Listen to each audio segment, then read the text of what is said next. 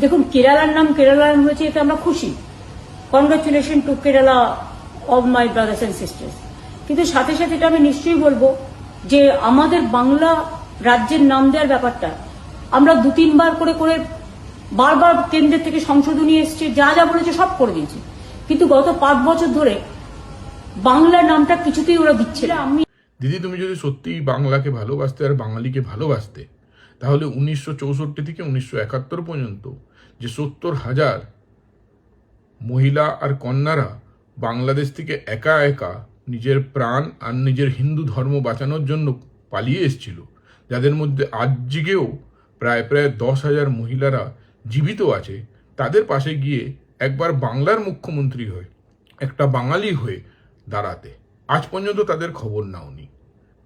আর দ্বিতীয় প্রশ্ন হচ্ছে, বাংলা ভাষাকে কেন্দ্রীয় সরকার ক্লাসিক্যাল ল্যাঙ্গুয়েজ হিসেবে 2024 ঘোষণা করেছে না, তো তারপরে তুমি কোনোদিন বাংলা ভাষাকে নিয়ে কেন্দ্র সরকারকে চিঠি লিখেছো এই প্রস্তাবটাকে ধন্যবাদ করার জন্য, বা নিজের সরকারে পশ্চিমবাংলার ভেতরে বাংলা ভাষা সাহিত্য একাডেমির স্থাপনাও করনি।